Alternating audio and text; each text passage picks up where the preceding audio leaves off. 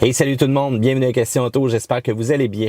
On parle maintenant du comportement routier et de la mécanique du nouveau Mercedes-Benz C300 coupé.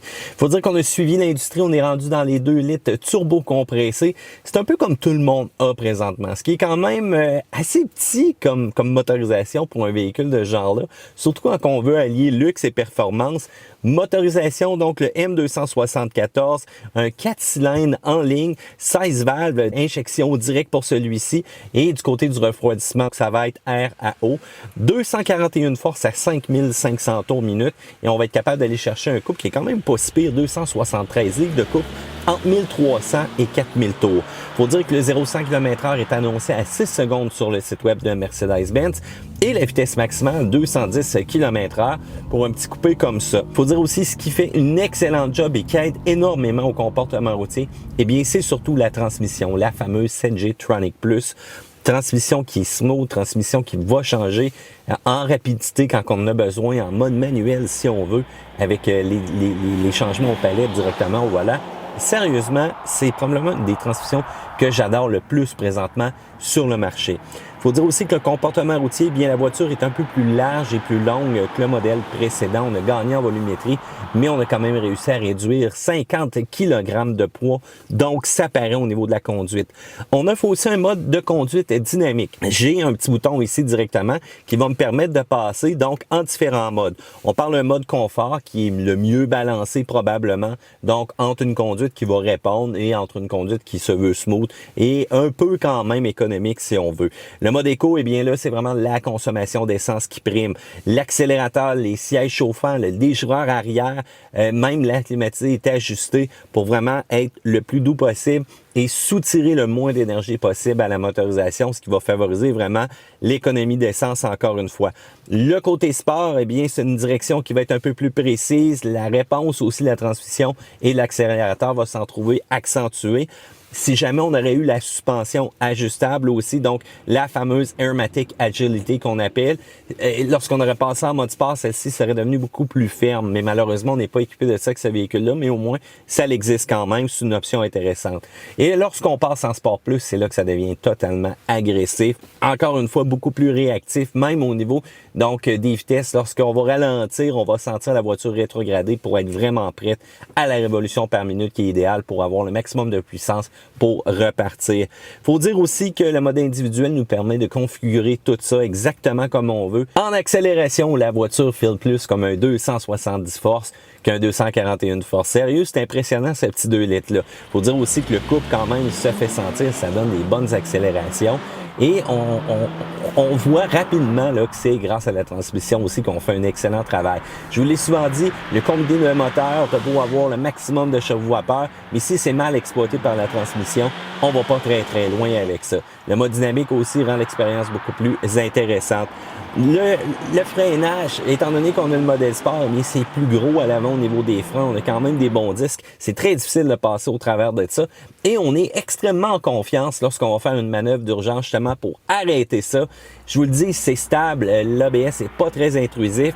On sent vraiment là, que le véhicule est fait pour garder un comportement vraiment optimum au niveau des situations particulières. Donc la direction arrêt précise, surtout en mode Sport Plus. Et on va avoir aussi un système donc dynamique qui va détecter le survirage ou encore le sous-virage pour aider la voiture avec le couple à négocier tout ça en virage avec la fameuse traction 4MATIC. Eh bien, on est littéralement propulsé. Ça fait qu'on est capable d'asseoir le véhicule en virage et vraiment de prendre ça avec quand même une bonne rapidité. Encore une fois, c'est pas des pneus qui ont énormément de mordant, mais le fait d'avoir 2 grandeurs différentes aussi à l'avant comme à l'arrière va nous amener à avoir un excellent mordant à ce niveau-là. La transmission, c'est parfaite. Ça devient visible en mode confort et ça devient un peu plus agressif. Donc, avec le mode Sport Plus, c'est vraiment une belle boîte pour les changements de rapport. Le confort aussi va demeurer excellent. L'accès à l'arrière, cependant, c'est vraiment poche de ce côté-là. On se le cachera pas. C'est pas un véhicule qui est fait pour embarquer plein de personnes, avoir des passagers. L'arrière, là, même pour les têtes, là, vous allez voir que c'est quand même assez restreint. Faut dire aussi que la ceinture, au moins, ça facilite sa prise en main. Donc, avec le petit système qui la fait avancer. Il faut dire qu'au volant, eh bien, on se sent quand même en arrière d'un coupé qui est capable de nous en donner. et surtout avec classe et élégance.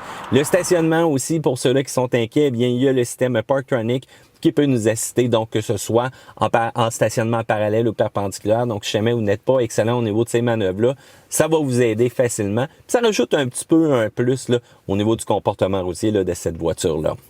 Pour la sécurité, il faut vraiment aller dans la C300 la plus équipée pour avoir une panoplie d'équipements de sécurité. Pour l'instant, il faut dire que c'est quand même un petit peu plus rarissime. On va quand même avoir la surveillance d'angle mort. On va avoir aussi donc l'avertissement au niveau de collision à l'avant et on va avoir un système donc lorsqu'on va avoir une collision arrière avec le véhicule qui va vraiment verrouiller les freins pour éviter que le véhicule se promène un petit peu partout. On a aussi ce qu'on appelle un système d'aide au niveau des vents transversaux. Donc si jamais on détecte qu'il y a une mauvaise stabilité au niveau de la voiture à cause des vents, ce système-là, qui est actif à partir de 80 km/h, va vraiment corriger la course de celle-ci pour nous aider à rester le plus possible donc dans notre voie. Il faut dire aussi comme système de sécurité, donc au niveau des ceintures, si on détecte qu'il va y avoir une collision avec des tonneaux, si les vitres sont baissées, le toit ouvrant ouvert, on va fermer tout ça quand même assez rapidement. On va aussi maintenir en place les occupants avec la ceinture le plus possible et on va être quand même encore capable d'avoir une excellente sécurité si jamais il y a impact. Il faut dire aussi que le véhicule nous informe si jamais on a des signes de fatigue un peu, donc en conduite de longue route, il va nous suggérer de prendre un break aussi. Et même donc, au niveau de l'usure des plaquettes, on a un indicateur qui va nous dire, écoute, tes plaquettes sont trop usées, c'est le temps d'échanger au niveau du freinage. Et ça, j'aime bien ça. La consommation, eh bien, on annonce un 10.4 en ville, 8.0 sur autoroute, combiné de 9.3. On a fait un petit peu plus, on est plus dans le 10 présentement avec le véhicule lorsqu'on ne l'a pas trop poussé. Il faut dire qu'il y a une fonction Eco Start Stop, donc un arrêt moteur donc aux lumières rouges ou encore aux arrêts ou encore dans le trafic quand vous êtes pris. Eh bien, si vous maintenez ça longtemps arrêté, eh bien, le moteur va se fermer tout simplement. Vous allez être capable de sauver de l'essence à ce niveau-là. Il faut dire qu'on a un réservoir de 66 litres, donc c'est quand même assez imposant. Mais au moins, on est quand même capable de faire une bonne autonomie avec le véhicule si jamais vous avez une conduite exemplaire. Conduisez surtout en mode éco et non en sport plus comme moi.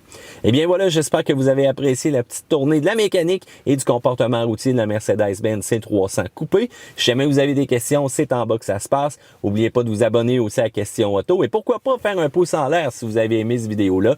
Et si jamais vous n'avez pas aimé, puis vous faites un pouce en bas, expliquez-moi donc pourquoi c'est en bas que ça se passe. Salut gang, à la prochaine.